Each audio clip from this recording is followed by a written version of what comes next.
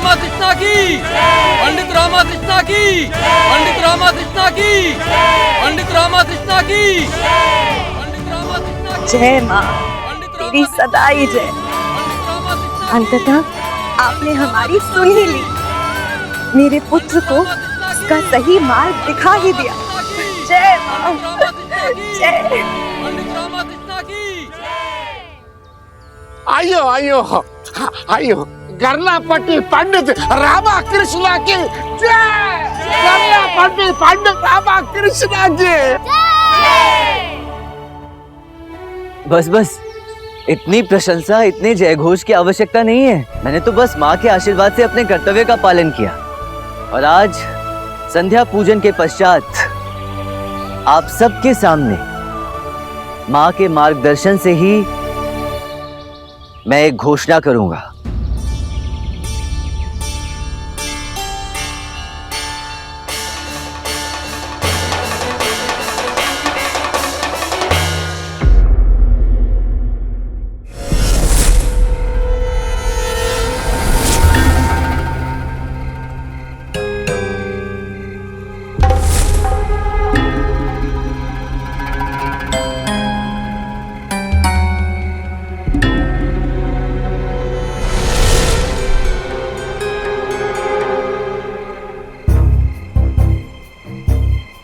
कभी आना नहीं भूलती ना। आखिर कब तक ये दिया यहाँ जलाओगी? पक्का आज देव दीपावली है ना। आज तो सबकी मनोकामनाएं पूरी होती है ना? ठीक है, इसीलिए चलो चलो जल्दी चलो।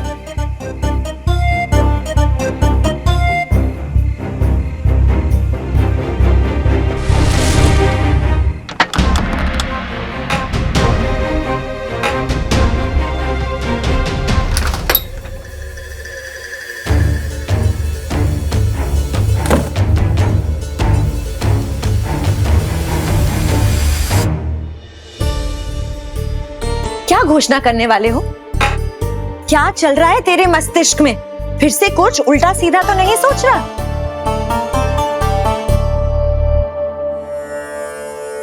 घोषणा करने वाला पता नहीं क्या घोषणा करने वाला है। चलो चलो देखते हैं रामा क्या घोषणा, पता नहीं क्या घोषणा करने वाला है। चलो चल के देखते हैं। कुछ तो बोल। देख, घर के बाहर भीड़ इकट्ठा हो गई है तेरी उद्घोषणा सुनने के लिए।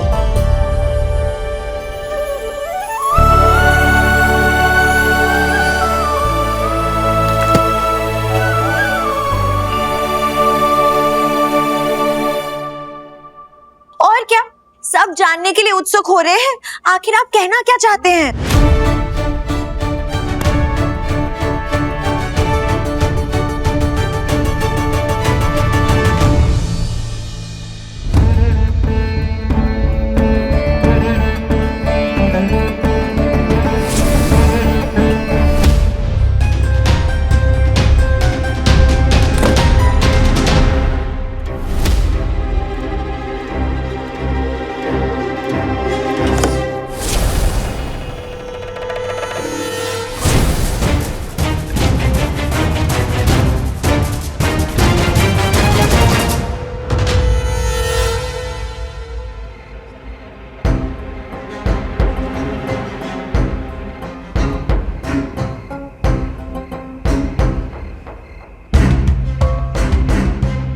मित्रों,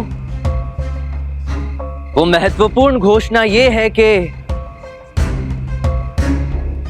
मैं विजयनगर वापस जा रहा हूं। विजयनगर वापस जा रहा हूं।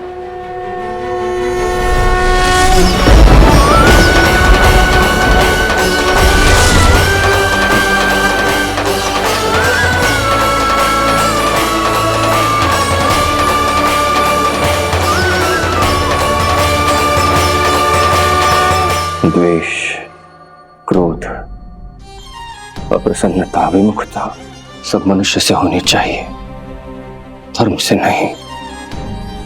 और एक राजा का धर्म यही कहता है कि इसके राज्य में किसी भी घर में अंधेरा नहीं रहना चाहिए, फिर चाहे वो घर पंडित रामाकृष्ण का ही क्यों ना हो।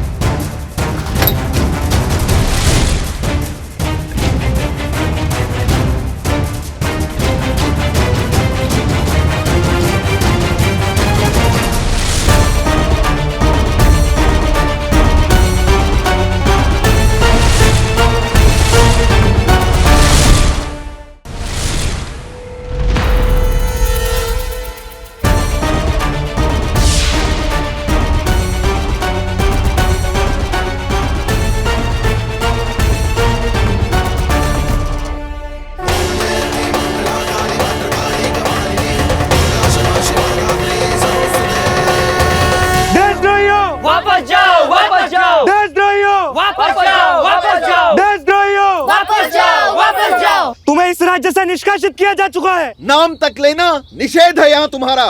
तुमने हमारे भगवान समान राजा का अपमान किया है। अन्य कोई होता तो लज्जा से डूब ही मरता। देशद्रोही हो, तुम्हें कड़े से कड़ा दंड मिलना चाहिए। दंड तो अवश्य मिलेगा इन्हें।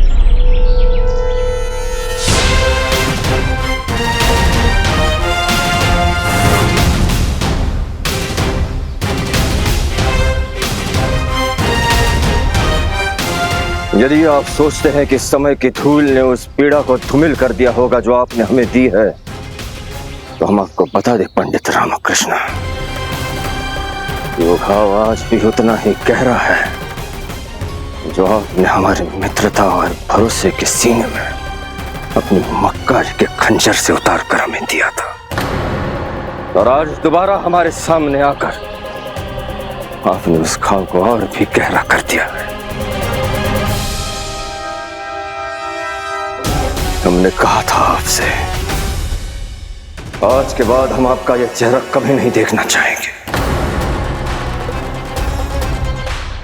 भविष्य में विजयनगर की पवित्र भूमि पर आप कभी सो नहीं सकते, और जब तक जीवित है विजयनगर की धरती पर कदम रखने का साहस मत कीजिएगा, कहा था आपसे।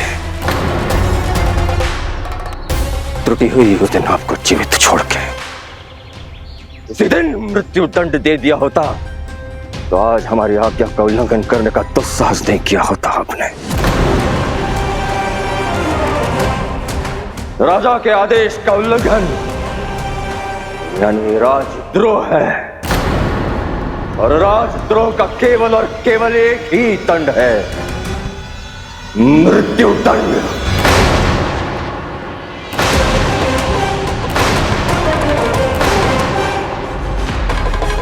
हमने कहा था आपसे, दोबारा कभी विजयनगर जीवित मत लौटना, तो अब यहाँ आप जीवित आ तो गए हैं, यहाँ से जीवित जाएंगे नहीं।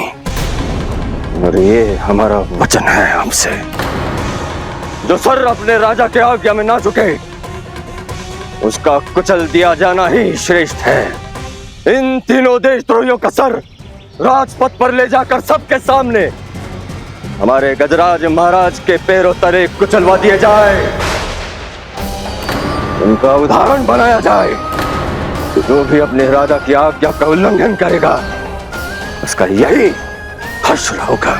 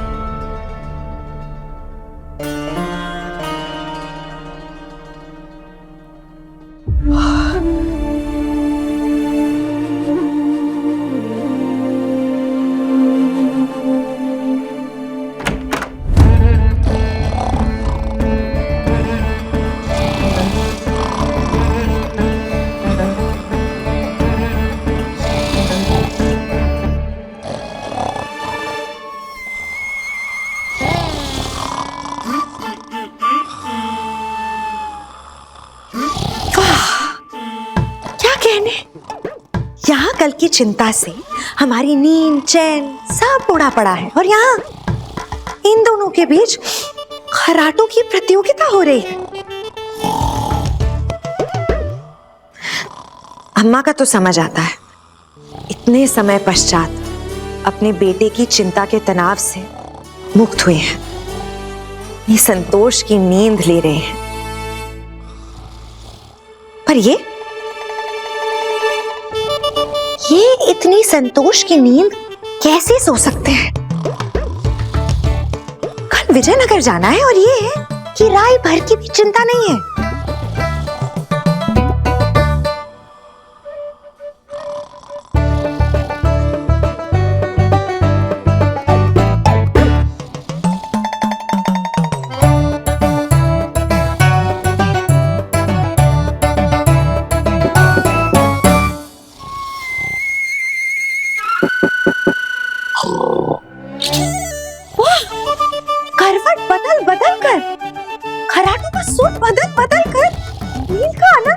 रहा है?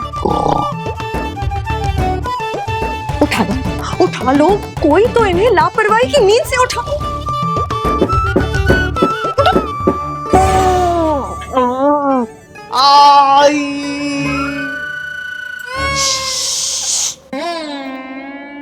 माँ जाग जाएंगी। वाह वाह शारदा महोदया, आधी रात हाथ में लाठी लेकर पूरे घर में हुड़दंग मचाओ तुम, पर अम्मा जाग जाएंगी मेरे कारण। उठा, यहाँ क्या उठा लूं? नींद का आनंद उठा लो। मत पूछो हमसे कि हम क्यों जाग रहे हैं, क्यों ऐसे विचर रहे हैं पूरे घर में भूत की तरह। मत पूछो, सो जाओ, सो जाओ, कुछ मत पूछो, सो जाओ।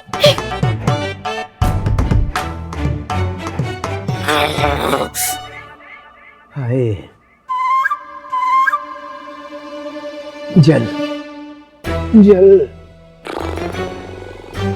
जल जल जल जल। नहीं बोल मनी, इस बुढ़े को हमेशा मैंने नींद में सोदामनी सोदामनी बड़बड़ाते तो देखा था। ये जल जल जल जो भज रहे हैं, अरे जल जल जल बोल रहे हैं तो आज इन्हें जला ही देते हैं।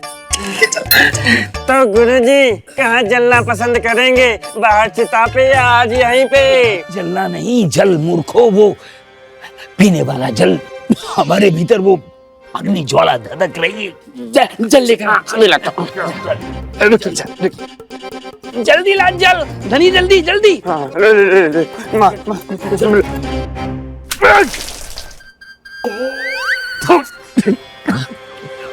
ये क्या किया निकम्मो? बुझ गए गुरुजी। क्या? अरे आपके भीतर की आग नहीं बुझी मूर्खो।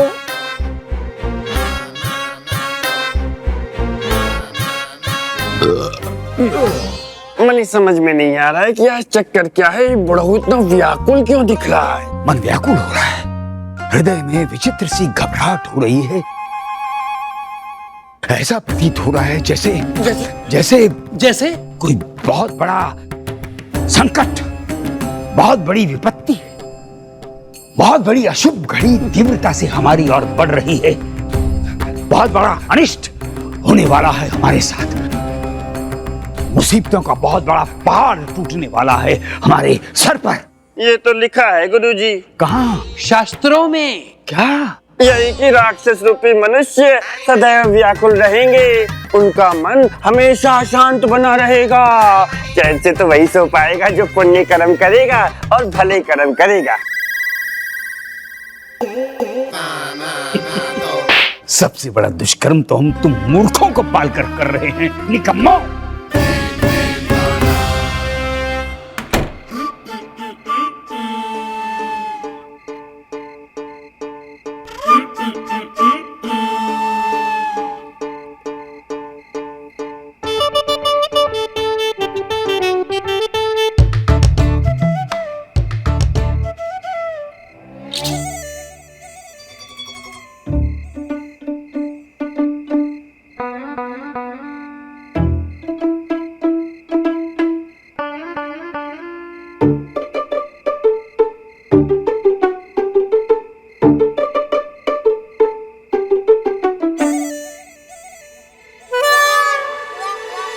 कल जाना है। वही तो, इसीलिए तो नींद उड़ गई है हमारी। ये सोच रहे हैं कि कल क्या होगा, आप क्या करेंगे, कैसे जाएंगे विजयनगर। विजयनगर की प्रजा के सामने आपको अपमानित करके निकाल दिया गया था। स्वयं महाराज ने आपको निष्कासित कर दिया। अब कैसे जाएंगे विजयनगर? सब कुछ याद है शारदा महोदया, वापस दोहराने की आवश्यकता नहीं है, इसलिए तो अकेला जा रहा हूँ। पता नहीं वहाँ किन परिस्थितियों का सामना करना पड़ जाए। क्या? रामा अपनी शारदा को छोड़कर अकेले कैसे जा सकता है? रामा भी अपनी शारदा के बिना कहाँ एक क्षण भी रहना चाहता है, किंतु कभी कभी अपनों की भलाई के लिए कठोर निर्णय लेने पड़ते हैं शारदा। नहीं तो तुम और मैं एक ही आत्मा के दो एहसास ही तो है। हम भला दूर कैसे हो सकते हैं? दूरम दूरम, आप अपना प्रण भूल गए क्या? हैं? तो फिर ठीक है, यदि तुम दोनों को भी लगता है कि सारी त्रुटि मेरी है, जो कुछ हुआ मेरे कारण हुआ, सारा दोष मेरा है, तो फिर ठीक है,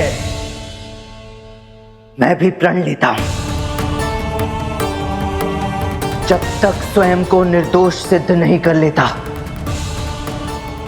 विजयनगर में खोया अपना मान सम्मान, अपना पद, अपनी प्रतिष्ठा, अपना आत्मसम्मान, अपना गौरव, सब कुछ वापस नहीं प्राप्त कर लेता, तब तक शारदा, मैं तुम्हारा पति नहीं। ये प्रण है मेरा। इसीलिए मैं तुमसे इतना प्रेम करता हूं शारदा।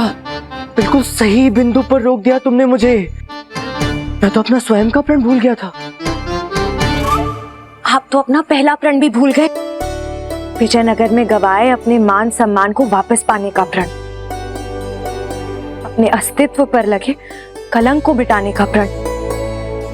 तभी तो पिछले 2 वर्षों से आपने ऐसा कुछ भी करने का प्रयास तक नहीं किया, पर अब दोनों वचन पूरा करने का समय आ गया है और हमें पूर्ण विश्वास है कि आप ऐसा कर सकते हैं। सच्ची? दूरम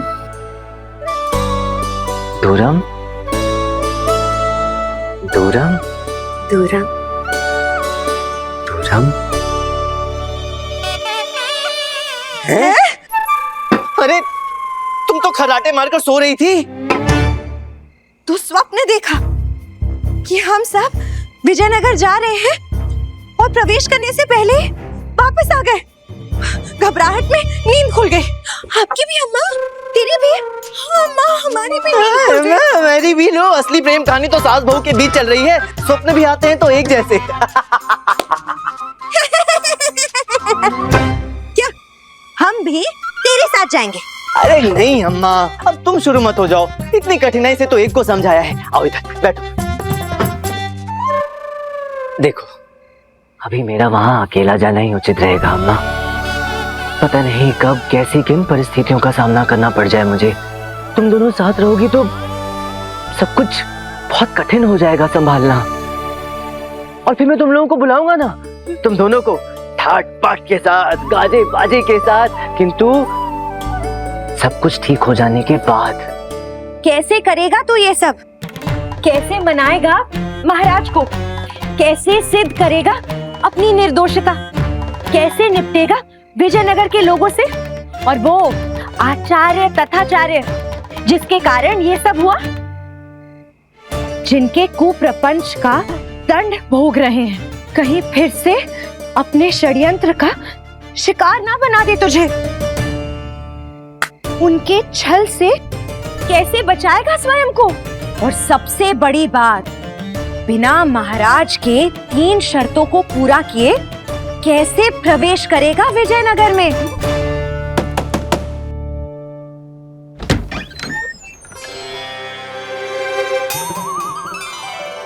प्रभु ने स्वयं आके आशीर्वाद दिया है।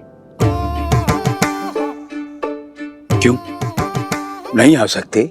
नहीं नहीं स्वामी, आ सकते हैं ना। आज हम इसी कक्ष में सोएंगे।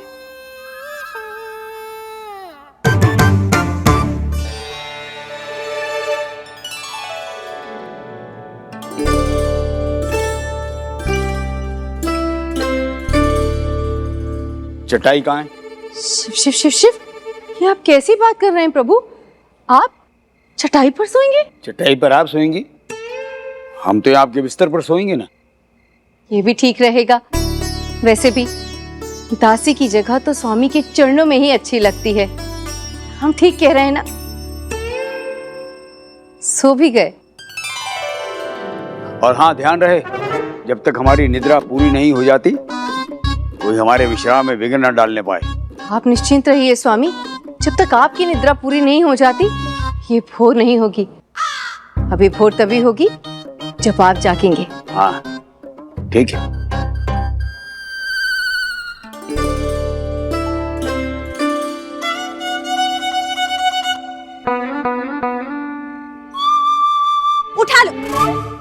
क्या उठा लो? वो सामने पड़ा घड़ा है ना, वो उठा लो, उठाकर हमारे सर पर फोड़ दो। लो सुनो, क्यों? क्यों? क्योंकि प्रातः काल निकलना है और महाशय को ये भी नहीं पता कि करना क्या है। इतना बड़ा लक्ष्य है और तैयारी क्या है? कुछ भी नहीं, शून्य।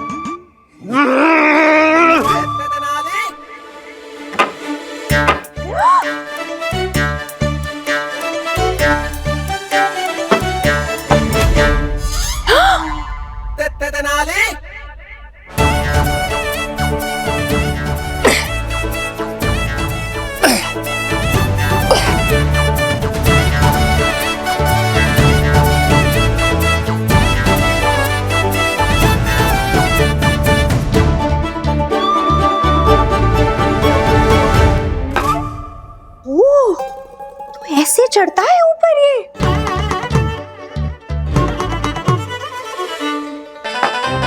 देखो इसे, है कोई चिंता, है कोई घबराहट? घबराहट तो अब मेरे शत्रुओं को होगी अम्मा, जिन्होंने षड्यंत्र रच के मुझसे मेरा सब कुछ छीन लिया और अब उनके बुरे समय का कांटा चल पड़ा है।